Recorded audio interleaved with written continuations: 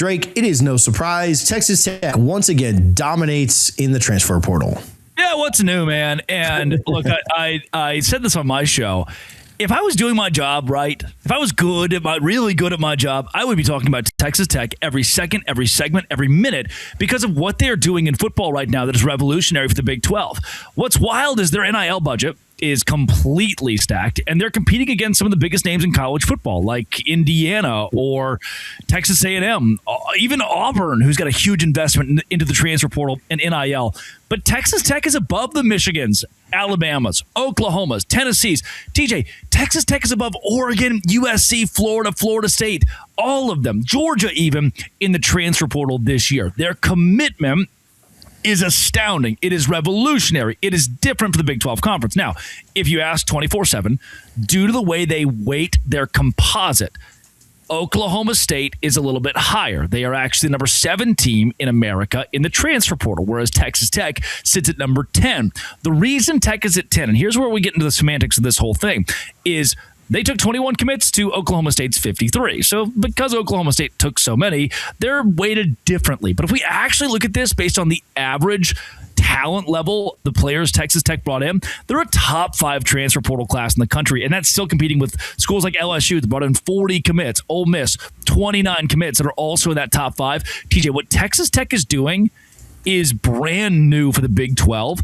And you and I have been doing shows for a couple of years together now, right? 2 years ago, what were we saying about Texas Tech?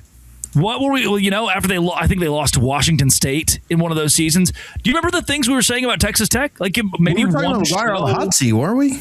Yeah, it was like maybe McGuire is, can he get it done? He's 3 or 4 years in. He should be winning at a higher level by now. Like, why is Texas Tech not contending for championships? He was this perennial 8-4. It felt like, all right, yeah, that's just what that's what Tech does. They go 8-4. Great, all right, good to see you.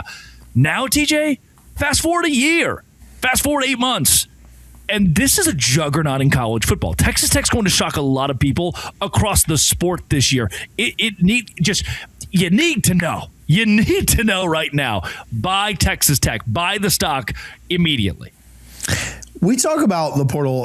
The way that Sorsby went into the portal, and it was done deal. Don't anyone else even consider him. I thought that was so impressive. Sometimes we see that with, Miami. When Mensa went in, we knew that was a done deal. There have been other big-time players that we knew, done deal, don't even call them, right? And not even because they don't have a do not contact, just you're not beating this program for this guy. And for them to hone in on one of the best quarterbacks in the Big 12 and in the portal and say, yeah, that's our guy, we're taking him, boom. I mean, it all starts there. I mean, quarterback is, not to diminish anywhere else, so important. And I mean, certainly would, no shade at the last guy, but I would certainly say they've upgraded here, and that's got to be really good news for their outlook on this 2026 season. Yeah, man, I think this is going to be a message sent to anybody. It's a message sent to Baylor or TCU. It's a message sent to even Colorado that Texas Tech is doubling up in boat racing right now. UCF and Cincinnati saying, we are in a different league than you. We're on a different playing field, and we're going to buy the best players available. And that's not a bad thing because anybody can do it. And you know what? We're going to buy it with a top 15 NIL budget right now. Roughly, that's kind of a guess going into next year. Not top 10, not top 5, top 15, and we'll do it how we do it. And the way that Texas Tech does this, TJ, is they don't bring in starters. They don't bring in, you're going to start day one because we brought you into the transfer portal. Good to have you. They bring in competition. They bring in guys to compete at every level. Hey, our new defensive tackle, our new linebacker, our new safety, our new left tackle. They're not guaranteed a starting spot. They have to fight against the Texas Tech players that have been there and been in the fold, that are working their way up this roster, working their way up the depth chart. Texas Tech's creating competition. They're not plugging and playing at every position, and it's kind of this Indiana model. Indiana's doing something very similar. Now, another team that you'll be odd to hear in this conversation is BYU. They were 41st in the country, only got 9 players out of the transfer portal. Here's what works so well for them. They grow you up, right? They're creating competition because they're really good at recruiting the high school ranks. They're top 25 right now in their high school recruiting classes, and that's going up and up because they're giving money to high school kids. They're giving NIL money to the Rider Lions of the world and saying, hey, come play here 4 years. We don't need to go get the guy from Western Kentucky who played 3 years. That we want the kid who plays at BYU for 3 years, 4 years, that competes at BYU for 3 and 4 years. They're doing it kind of the old-fashioned way, but then still bringing in 9 guys that will compete, that could play, that could start. There's a dichotomy here in the Big 12 where Texas Tech is flashing its dollar signs, where they're flexing their muscles and saying, hey, we're the top dog. And then you have the dichotomy of BYU who's saying, okay, you do it your way, we'll do it our way. And it works. It works for both of us.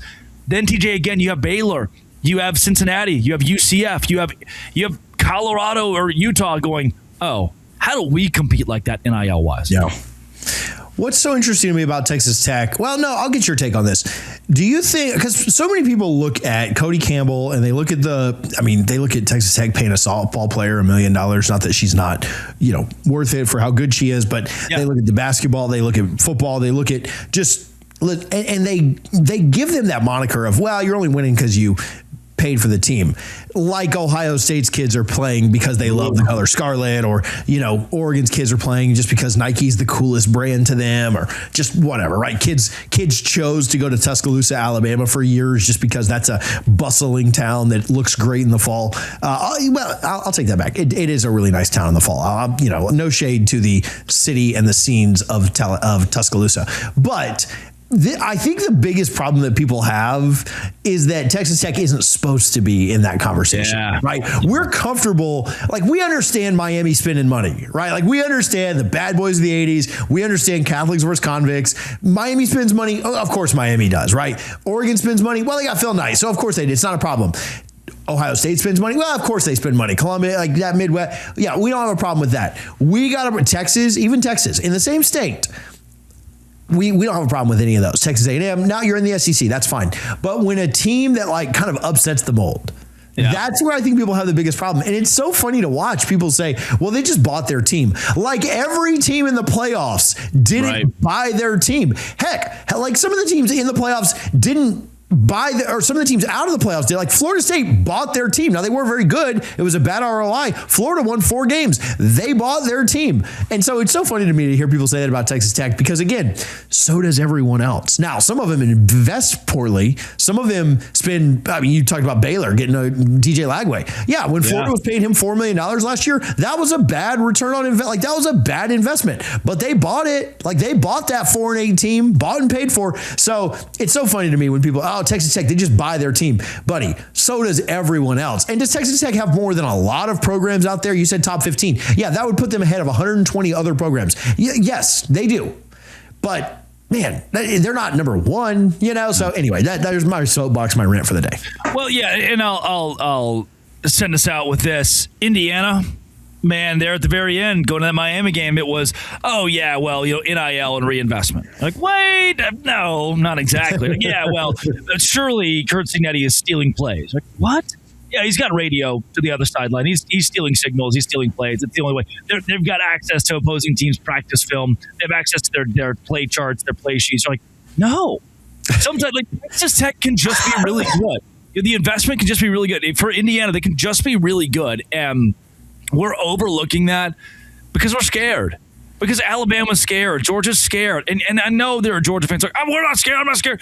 Georgia finished with the 35th ranked transfer portal class. Alabama finished 17th, 18th. Texas Tech is top 10. There's new blood. TJ, you should be scared if you're Georgia. Miami and Indiana just played the national championship game and you didn't. If you tell any Georgia fan 6 months ago, hey, you need to get through Indiana and Miami to get to the national title, they would love that. That's the best news ever. Instead, those two teams played for the championship. Indiana won it, and they're one of the best teams to ever grace the field. That's scary to these organizations, scary to these franchises. That's the word I'll use for college football now. And Texas Tech's a big reason why. People hate the changing of the guard in college football. When we get a brand new NBA champion, an Oklahoma City Thunder, that's a cool upstart story, right? It's not Lakers Celtics. It's not the Spurs. It's not the Warriors who were great forever. It's a new story. This year, right? The Patriots and Seahawks kind of come out of nowhere to be really, really great. And it's not the same old Chiefs every year or Eagles every year or 49ers every year. These teams that we've seen over and over and over and over again. We love that. when a team in the MLB, and I know it's just the Dodgers every year because they spend so much money, but when a team in the MLB, like the Braves a few years ago, rise up and have a great year, it's, oh man, what a great story it is. College football, we hate it, man. We hate it. Yeah. These fans want to see more of. Remember when we saw Bama Clemson like 15 years in a row in the early 2010s, and it was just like, can I get a new or mid 2010s? Can I get a new championship game? Like, this is so boring. Fans want that, I guess. Like that's what it all boils down to, is they want Lakers Celtics every single year. Love Rudy. And then we all found out the guy kind of sucks in real life. And we're like, oh, Rudy, then that's the problem. Drake, where can people follow you? Where can they find your work? Yeah, at Locked On Big 12, at Drake C. Toll, wherever you find your podcast, and on YouTube. Thanks, bud. Always fun, TJ.